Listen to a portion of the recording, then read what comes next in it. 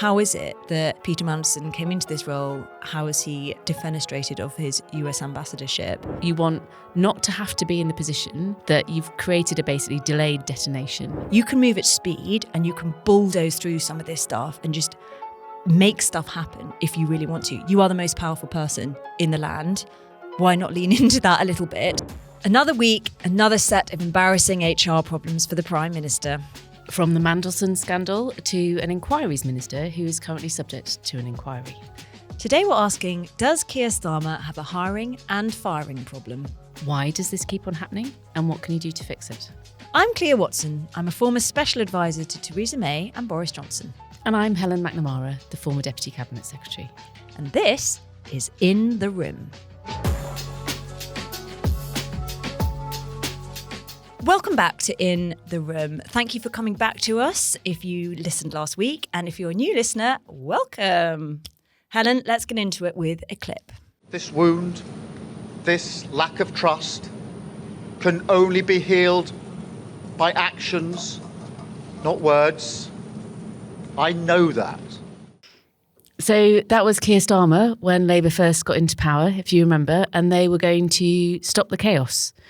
Which, when it comes to his staff, I'm not sure that that's actually happened in practice. They haven't quite taken it to heart, have they? Yes, as always, I think actions speak louder than words, and these HR problems continue to rumble on. We've got the Mandelson scandal, which is continuing at pace following the arrest of Andrew Mountbatten-Windsor last week.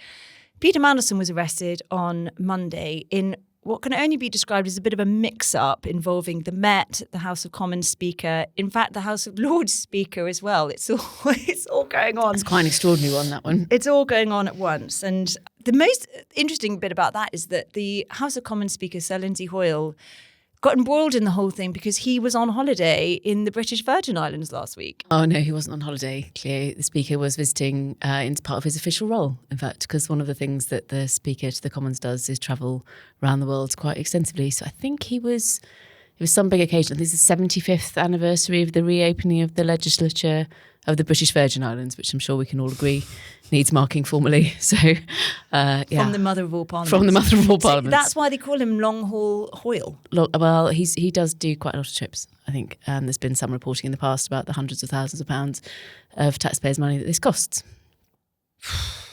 Don't know what to say about that. I wish I could do a few of those. I have actually thought about how do you become the Speaker of those. It looks like a really great job. There's like fancy house, there's a robe, you get to shout at people and tell them off, and you get to do a lot of travel. Well, Sir Lindsay had to explain all this just before PMQs on Wednesday, that he was in fact the source for the Met's tip-off to arrest Peter Mandelson as a potential flight risk to the British Virgin Islands. And it should be said, Peter Mandelson obviously denies this. He had no intention of going there. We should also say that, of course, both Andrew Mountbatten-Windsor and Peter Mandelson have also denied that they are guilty of what they are being accused of. Which is malfeasance in public office. Thank you for saying malfeasance. I've been quietly bemoaning the fact that misconduct in public office is being used instead of the old common law term of malfeasance. So Lindsay Hoyle announced this just before PMQs, and then Kemi Badenoch stepped up against Prime Minister Keir Starmer to have a bit of a go at him at PMQs. He is not governing because he cannot govern. He is distracted by Labour scandal after Labour scandal.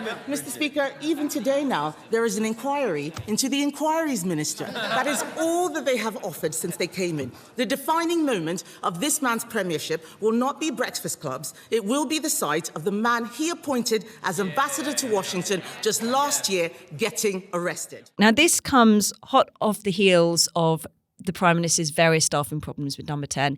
He's lost his Chief of Staff. He's now got two to replace Morgan McSweeney. He's lost his Director of Communications, who I believe has not been replaced yet. And in the meantime, this week, he's got problems with his appointment of Matthew Doyle to the House of Lords and his connections to a man he campaigned for whilst he had been charged for the possession of indecent images of children. That man has since been convicted. The issues with the Met, which we're going to explain shortly, and the appointment of Antonio Romeo as the new Cabinet Secretary, who has, I think it's fair to say, got a bit of a cloud around her as well. Beyond that, there's Josh Simons, who is in the Cabinet Office. He's a minister there, the Minister for Inquiries. It's the Inquiries Minister that's being investigated. He's being investigated for his links to Labour Together, which is the think tank that got the Prime Minister really made leader of the Labour Party, and exactly what they were up to. And we'll be getting into that shortly with investigating journalists and how they were declaring their donations, which is boring but important. Here I am again, Cleo. Hi. Jumping in doing the legal note, which is, of course, Josh Simons has said that he is not, in fact, guilty of what he's been accused of. The problem is it's really not a clean slate, and the Conservative Party are making great hay with this. It's particularly unfortunate for Keir Starmer that he's been put in the situation where the anti-corruption minister has had to resign because of corruption, and the homelessness minister has had to resign because of how renters were treated, and the housing secretary has had to resign because of not paying stamp duty. It's got kind of a lovely kind of poetry to it, which is not helping the perception in any case. So needless to say, all of this business about hiring and firing can seem almost unbelievable to the everyday person. And as a writer of political satire, I literally couldn't make this up, which is saying something. Yeah, look, but what we know from when we were there, Cleo, me in the civil service and you in the political advisor side, and both of us in the room trying to deal with, similar situations, that this stuff does happen and it keeps happening. So next, we'll tell you why this keeps on happening to Keir Starmer, the sort of genesis and the continuation of the Mandelson scandal, and why the Prime Minister is probably wrong to think that the winning defence of it's all the process's fault isn't actually going to do him any favours. We should hunt down whoever this process is and really give them what for. To paraphrase Mike Tyson, everyone's got a plan for how they want to govern differently until they get punched in the face. So look, before we get stuck into this, we should just remind you that please follow our podcast. You can do that on any of the platforms available. So Helen, let's get back into it. What we really want to talk about is how a situation like the Mandelson scandal even arises. You were Deputy Cabinet Secretary. You were head of the Propriety and Ethics team. You were Black Eyes. So I'd love it if you could just talk through the process of where should we begin? Would you like to go Mandelson first with the Met? Would you like to go Josh Simons in the Cabinet Office? Would you like to go Matthew Doyle in the House of Lords? Pick your scandal. What a bounty of riches we have to talk about this week. Should we start with one of the things about Peter Mandelson and the Metropolitan Police and what's happening and Parliament? We touched a bit on this last week, but it's a really odd situation where what we have is there is a live police investigation into accusations that Peter Mandelson is guilty of misconduct in public office. And the police have decided that materials that are relevant to their case, which are also highly relevant to asking and answering the big political question, which is what did the Prime Minister know when he appointed Peter Mandelson about Peter Mandelson's links with Jeffrey Epstein? Because that's really the heart of this question, is like about the Prime Minister's political judgment, which when you go right back to the core, it's always about the Prime Minister's judgment. What did the Prime Minister know about Peter Mandelson, and what did he look over? What did he not know? What did he think was okay? And these key documents, the police have said that actually they can't be released to Parliament, can't be released to the public, that nobody can see them because they're material to the case, which, it sounds a bit insidery, but it's really extraordinary that this is first and foremost, a thing about parliamentary and public accountability. And it's a very odd thing to do, to put a live police investigation happening at the same time. The normal thing to have happened would be you'd have parliamentary process, you'd have a government process. The government would establish itself what it's supposed to be, what is the crime that's been committed against it, if you like, and then there would be a police investigation that would follow. But one of the things I genuinely am puzzled by is why is it that the police investigation is happening at the same time? It's an odd thing to do, and it has actually got in the way of parliamentary democracy and accountability, and it extends and prolongs the political pain. It's a really it's a quite self-defeating process step to have taken, to be honest. And I think one of the confusions seems to be who has higher precedent, Parliament or the Met here. And my understanding is it's Parliament. Oh, well, yeah. They're yes, Cleo, well done. Constitutional big tick. But no one wants to, why aren't they just cracking on and releasing some of these files then? If I were in government, I'd be wanting to get this done quickly, not eke it out. Well, again, you have to say hats off to the Conservative opposition for, in fact, instead of something that could have been wrapped up and done and dusted very quickly on the political side, and then obviously police investigations could follow if they needed to follow. The police is independent; it can follow its own, follow their own processes afterwards. Instead of which, we have the prospect of the Mandelson and Epstein affair being drawn out for months and months and months, if not longer than that. So basically, what you're saying is we just have to wait to see what the Met has to say, and in the meantime, this is just going to rumble on as a bad smell over the government, unless they choose to do something punchier. Yeah, I guess so. Yes, absolutely. Okay, well, let's move on to the second scandal, which is Josh Simons, a Cabinet Office minister, the Inquiries Minister who is facing the inquiry. I should say that he denies all allegations placed against him, but he's in a bit of trouble too. So he took over from the former Chief of Staff to Keir Starmer, Morgan McSweeney, at Labour Together, which is a think tank which really propelled Keir Starmer in as leader of the Labour Party and helped clean up the party, shall we say, after Jeremy Corbyn. And they have been in trouble for some time because they have some misdeclared money that they have received, which is nearly £750,000.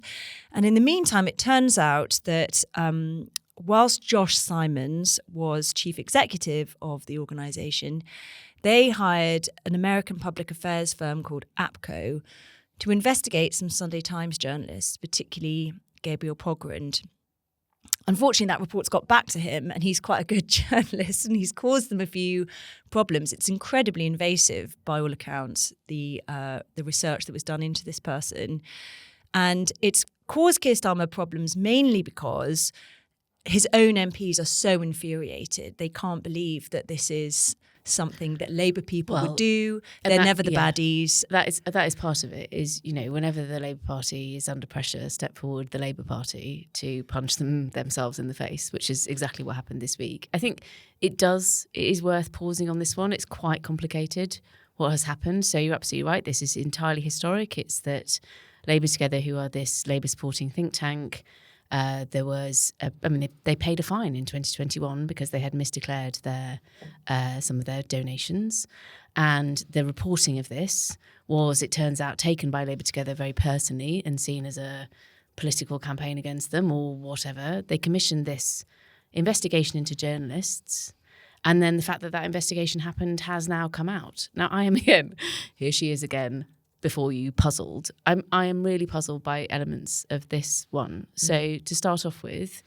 what we've been told is that the Prime Minister asked civil servants in the Cabinet Office to establish the facts about what had happened in Labour Together, which is an independent think tank, before the 2024 general election.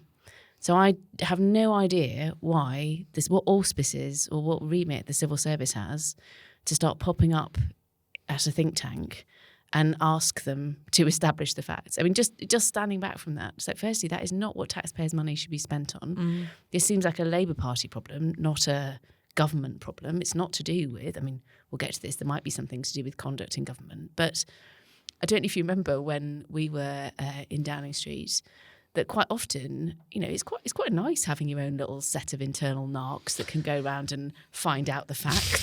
So it wasn't uncommon occasionally, both working for Mrs May and Mr Johnson, that somebody around them would pop up and say, "Oh, Helen, could you just have a little look into this?" And I quite often would just be like, no, thank you. That looks like your problem, not my problem. Yeah. And my remit is very closely over the government and nothing else. And there's good reasons for that.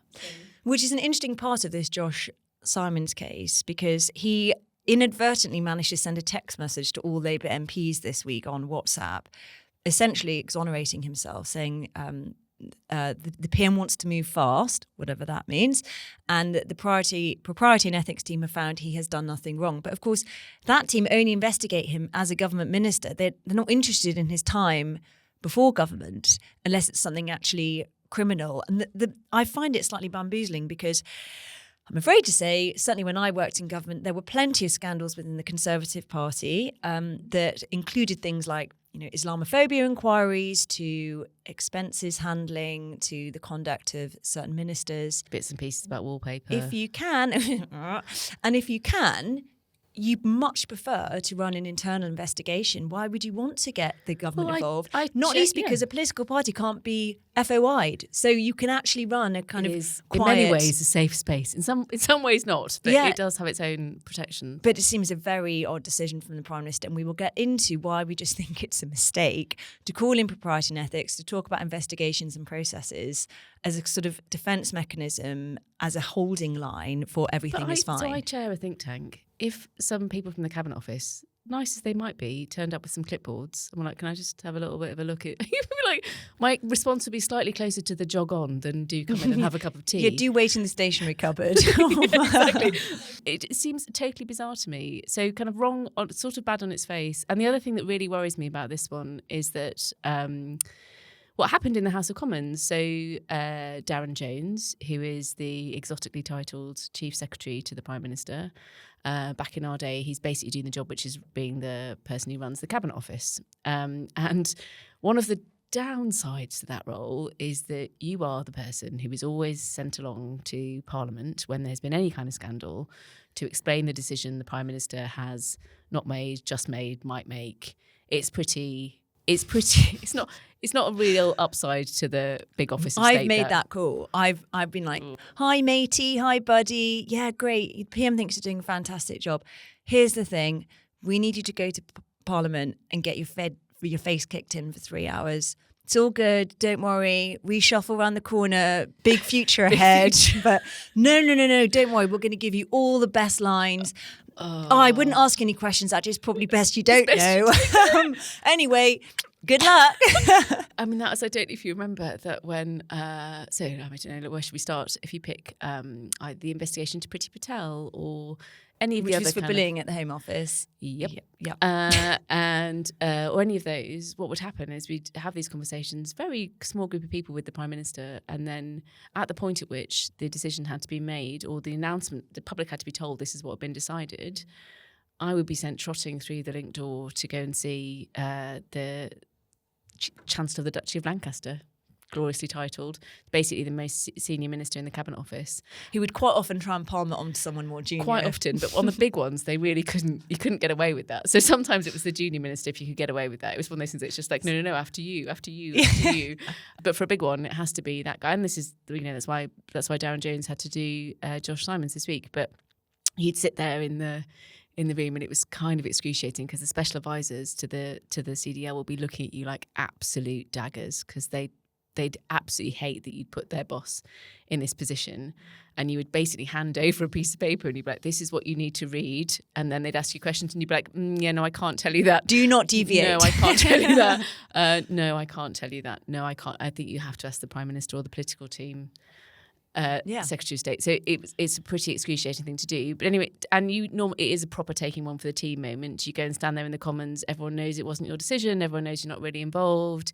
You have to answer all these questions. It's extremely excruciating. Although this time, what Darren Jones did was two kind of unusual things. Firstly, to go back to my point about what on earth is the civil service doing, he said he relied very heavily on, the civil service has been looking into establishing the facts, and it's fine because they're all bound by the civil service code and they're impartial and have integrity, which, I mean, they absolutely are. But it's it's really unfair for the civil servants in question, and a massive kind of, whether it's a naive or deliberate mischaracterisation about impartiality, I'm not sure, because the point is, yes, the civil service is impartial, as in it will serve a government that the country elects. It's not impartial as in it's like this way, that way about the government of the day. It is entirely on the side of the government of the day. So it's not entirely fair to say the civil servants in question are entirely independently of anything able to investigate. And the second thing that he did, which was pretty unusual, was accused by John Trickett, who, when Jeremy Corbyn was leader, was the shadow Cabinet Office minister.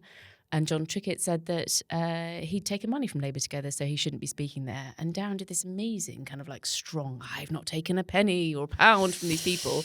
Turns out that's technically true, but only technically true because he did take quite a lot of value in kind. And in defending himself so strongly, he also, instead of doing the taking one for the team thing, just threw everybody else under the bus.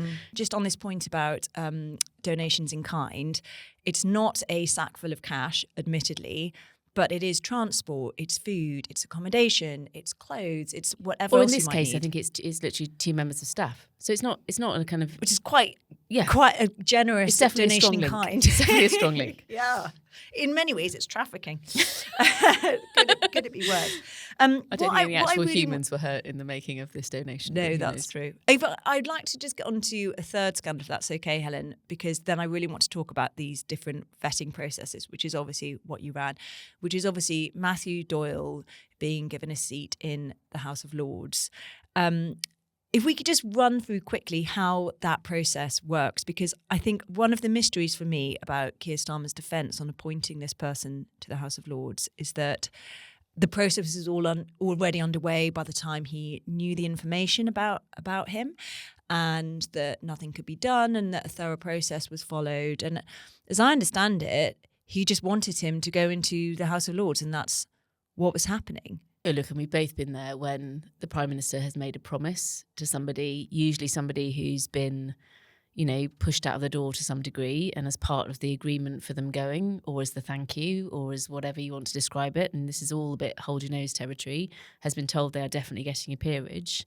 And there's a thing that's often underestimated, which is about kind of momentum of decision making, is once you've decided that you're going to appoint somebody to this role, or you're going to give somebody this honour or this privilege, it's quite hard in any case as a human being, but definitely in politics, to then reverse out of that and not do it. So decisions are actually made much earlier than they are made, if you like. And I think this feels very much like a classic example of that. Is the train had left the station, so the question became, should we stop it, rather than is this a good idea at all? It's another, I'm afraid here I am again puzzled, is another really puzzling one, because the defence, which has been it was too late to stop anything, just isn't true. Right? He could have been stopped literally right up to the point that he put his ermine coat on to go in and also take the other oath. thing we forget about this is that the human being themselves also has agency, Yes. and ability to think, actually, maybe I should stop this, maybe I should call time on this, maybe this is not a good thing, maybe this isn't the right time. And as a former director of communications, you'd think they have a pretty good idea about how this might look on the front page of the Daily Mail. So look, I have deep respect for former and present. Director of communications is a really hard job. In my experience, they're not always 10 out of 10 at making decisions about themselves. I think that's fair enough. Yes, so with that in mind, with the individual having agency, obviously the Prime Minister has said that Peter Mandelson has not been entirely honest with him and that he's sorry for believing Peter Mandelson's lies. One of the things I wanted to ask you about is, you run processes for getting people appointed to very senior roles, and frankly, you've run processes for people being removed from those roles. Both ins and outs. Yeah. And I'd really like to talk to you about how these things come about at all. How is it that Peter Mandelson came into this role? How is he defenestrated of his US ambassadorship? I think this is one of those things where it's where the political side of the operation and the civil service side of the operation meet, and sometimes that works really well and Correct. sometimes it doesn't work well at all. So from the civil service side, it's really unusual for you to be involved right at the beginning of the idea of this person should be appointed if it's a political appointment. Sometimes you are, but most of the time, by the time that you are asked, we're thinking of appointing this person, can you find out stuff, or sometimes it's like, what do you think? Sometimes it's, can you do some checking? Sometimes can you do some light betting? Sometimes we need to run a real process. Again, to my point about decisions of 70% of the way there, really, unless it's, we're thinking about these 2 or 3 people, help us to work out whether it should be person X or person Y, which quite often is the case for ministerial appointments. But for something as high profile as this, they have sort of almost made their mind up. And that is part of the problem, that you get involved quite late in the day. Yeah. And then you are trying to scramble around and you're trying to find out what you can find out from mostly publicly available information. And sometimes you are showing, I've had experience of my very, very good team would go away and they just do some really excellent Googling back in the day. And I really hope that they're not relying on ChatGPT, but, just really excellent Googling is a skill. And they'd find all sorts of things, because in the end, part of the trick is you need to do what a journalist will be able to do. And of course, a small team in the Cabinet Office neither has the skills or the expertise or the resources as some extraordinary investigative journalism outfit. So there's going to be things that you can't get to. Although Peter Mandelson's life is fairly well documented. There's a lot. Maybe that was the problem. Maybe there was so many things that they had, like their 2 pages couldn't quite get it all in. But there is a thing about you are just relying on what you have in open source, and then sometimes you are also trying to find out from what people within, like what are the questions that haven't been asked, what's not been made public, what don't you know. So again, for big appointments, I would usually try and talk to people who'd work for people before. You do lots of informal referencing and checking, and then sometimes you would go to the chief whip in my case. So you'd say, look, I know all of this stuff from the civil service and government side. What do you know from the party side? Because again, there is a proper, by the way, space between these two things, and there'll be all sorts of stuff that a political party will know that actually never comes near government, and sort of sometimes kind of vice versa. So you'd be trying to get as much as possible a rounded picture, and the reason you're doing that isn't because it's really fun to find out juice about people, although But it is. sometimes it's quite fun. Is that you're trying to make sure that the government is protected. So the whole point of this is that you're putting somebody in a job. You want the government to function well. You want not to have to be in the position that you've created a basically delayed detonation. And that's what it feels like to me, that Keir Starmer is in the situation where he's got God knows how many delayed devices that are just going to come back because they haven't done. I just want to cut in there because I've definitely been involved in some of these tangles with you where I'm afraid to say we weren't necessarily completely on the same side. And there were categorical examples of lying, of being quite deceitful, of very obviously playing political games that were going to cause the government problems. But there also there's a point where the political team don't want to tell the Prime Minister everything. So it's a bit like this momentum, isn't there, where you've got like, we're going to do this appointment, and you said to me one of the things you said last week is I was one of those people that could open the door and go and see the Prime Minister. And that was precisely why. The reason why that matters is because you have to be sure, if you're the civil servant involved, that the actual Prime Minister has been told the full facts. Yes. And being reassured by someone who works for them who might have different incentives that, of course he knows all of that stuff. It's like, does he really?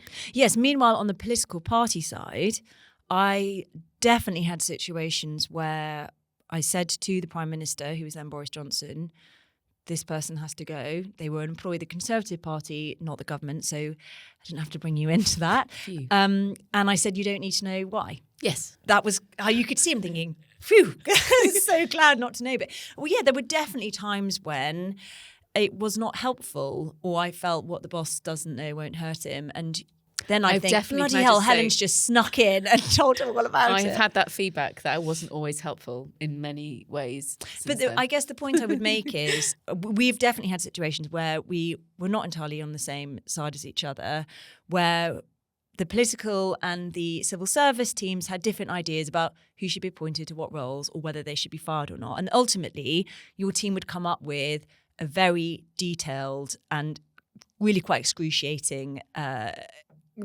set of advice about why someone had technically done something wrong, but it's ultimately up to the Prime Minister to decide, have they categorically broken the ministerial code, and how do I feel about it? Have the hard questions been asked? Because one of the things I think that it's particularly hard when you think about, if you start from the working assumption that I am a good person and all my decisions are good, which is an unbelievably dangerous working assumption, but let's assume that that's what you start with, and that all the people who are aligned with my political party are good people who want to do the right thing, which again, I think you can see that from space, that's where it's one of the problems that Labour government have created for themselves, is in fact kind of having that mindset so hardwired. It's perfectly feasible that there were questions that just weren't asked.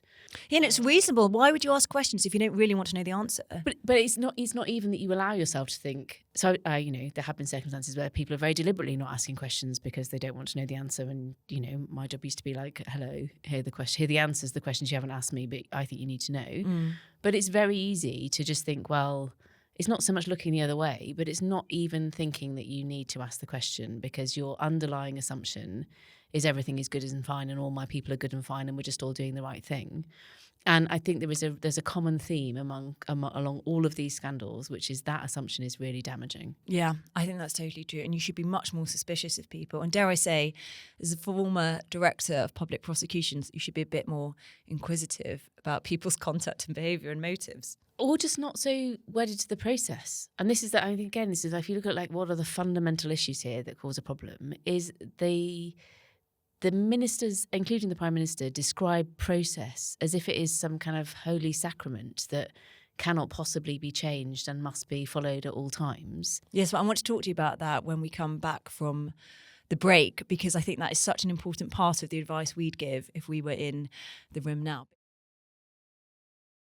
So yes, I think it's fair to say Keir Starmer does fall back on the idea of the process a little bit too much. And perhaps as a former director of public prosecutions, this isn't entirely surprising.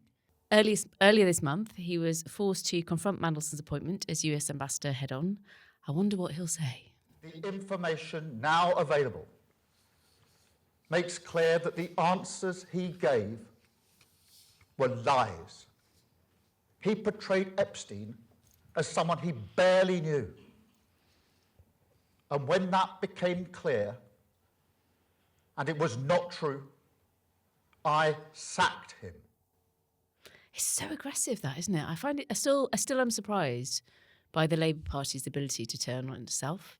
Like, it's really extraordinary. Yeah, I completely agree. But I'm interested in him saying I've been lied to, the process has turned against me, the advice has been wrong, which he is no stranger to, I'm afraid, in the last year or so.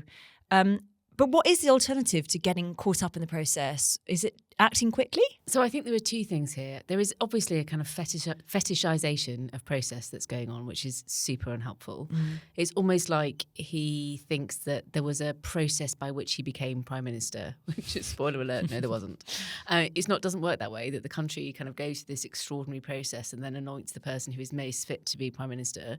Your business is politics. So it's quite surprising that actually under pressure, what he goes to is process rather than politics. And by constantly creating these processes that take time and creating the impression that they somehow are laws of gravity, that you cannot be changed and altered, it's really, really not helping him. I mean, politics is a poster paint business, not a kind of, on the one hand, on the other hand, fine detail. And there's a common theme, I think, in all of these things, which and I feel like I'm going to do this on this podcast a lot, but the kind of boring things I used to say repeatedly in my old jobs was, if you have to take 2 or 3 sentences to explain why something is okay, firstly, you sort of know it's not okay, and it's just not going to work. So, we've got 2 examples here of the Prime Minister having to explain why an association with a paedophile was okay. That can't be a 2 or 3 sentence explanation. There needs to be 1 sentence, which is, I could not possibly have known at the time, and as soon as I found out, I did something. That's the only thing you can do in those circumstances. You can't have a, yes, but technically because of this, and actually at the time I didn't, and whatever. You're toast. And I think there is a failure to understand that those multi-clause explanations of why something is okay is a real kind of problem, and they need to get much faster at getting to the political answer, which is you either have you've got a very binary choice to make at the beginning. Is this okay? Is this not okay? The Labour Together thing is a great example, not to do with government, everything to do with Labour politics. Is it okay to have paid money to have a journalist investigated personally? Well, I would say no. It's not a very complicated question, that. So what is it that you are waiting for in order to be able to come to that conclusion?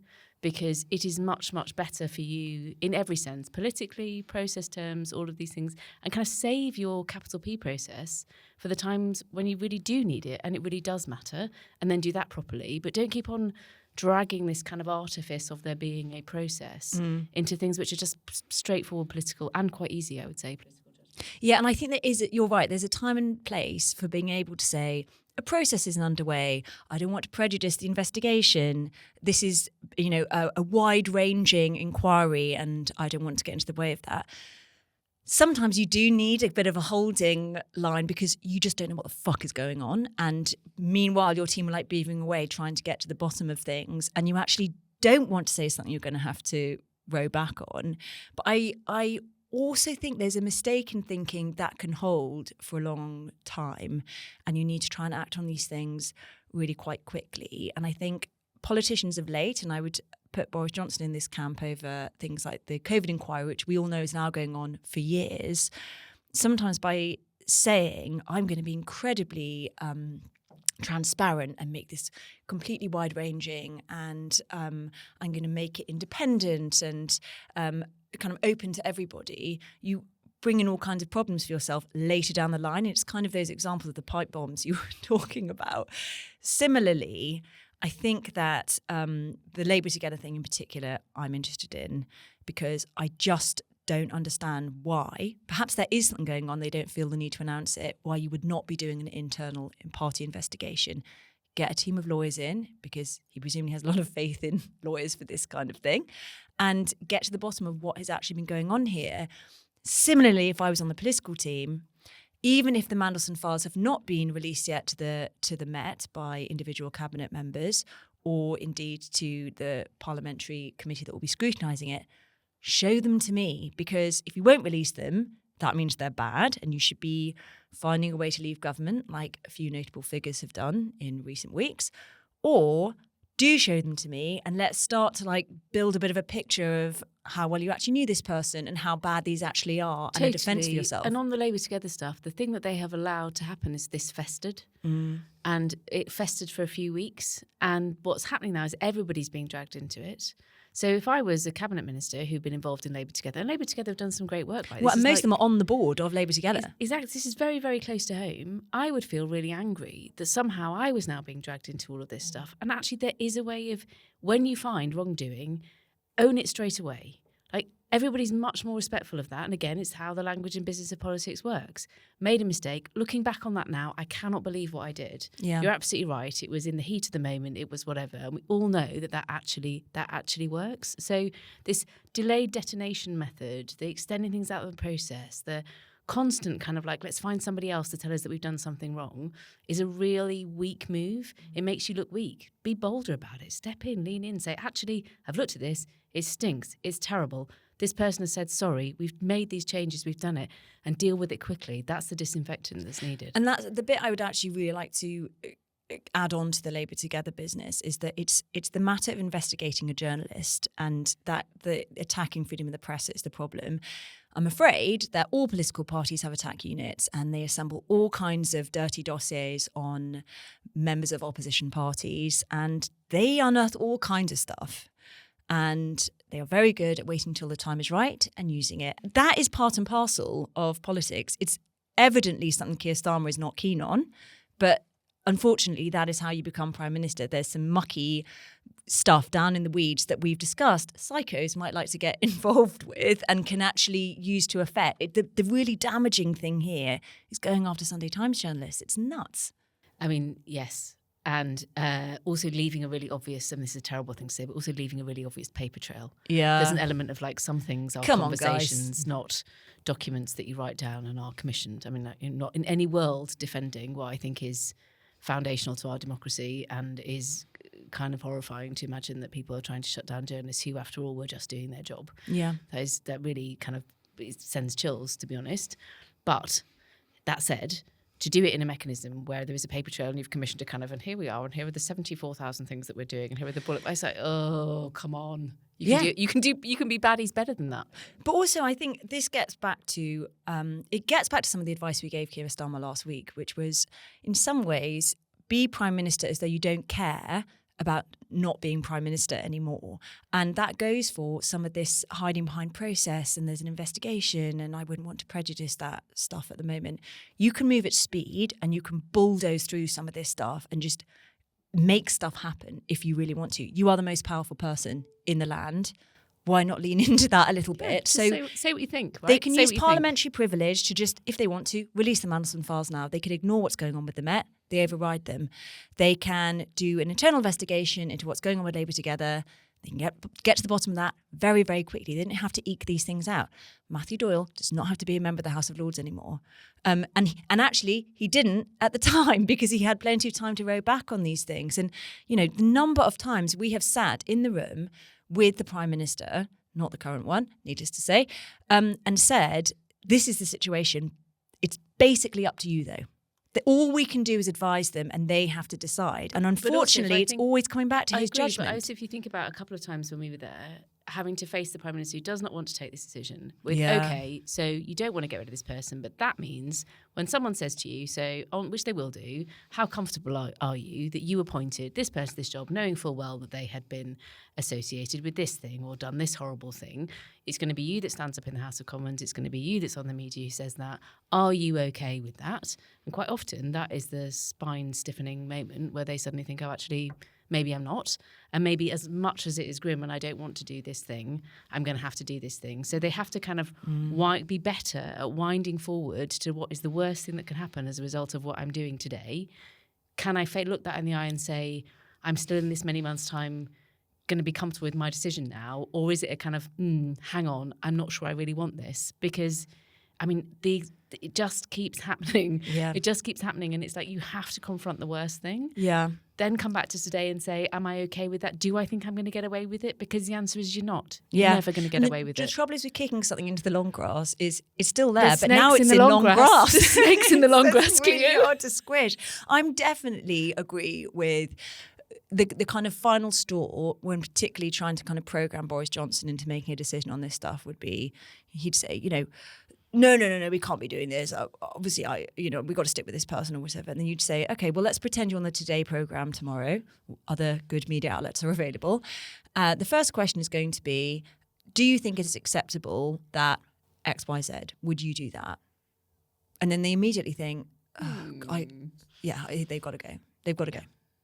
So I think just on the kind of hiring and firing, having come in as a special advisor, there isn't really a process for that.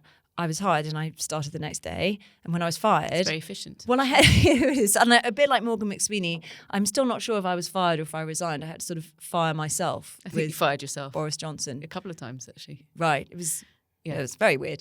But does he have a point, actually, about some of the process stuff? This is one of the things that worries me. And it worries me about kind of what has happened to the civil service and their ability to operate and their appetite and incentive to tell prime ministers things they don't want to hear. Because it is entirely true that over recent years, the civil service has not been incentivised to... Well, they're in their tepid bath, Helen. Well, very comfortable. Who can be incentivised in a tepid bath? So, do you really want to risk annoying everybody who really wants this appointment to happen by turning up and being the person in the room going, oh, hiya, here I am again, just to make your lives miserable by saying this is what... And I do think there might be a gap in the way that he's being serviced, or definitely was in the past. I don't know if that's the case now. He's hired some absolutely extraordinary, excellent civil servants into that building recently, so maybe that will change. But there has to be an element of the civil service has to be tough enough and confident enough it's not going to be undermined to be able to tell uncomfortable truths inside that room. And I suspect, but I don't know, that just hasn't been happening, and I don't blame anybody for that, because I mean look at what happens to them.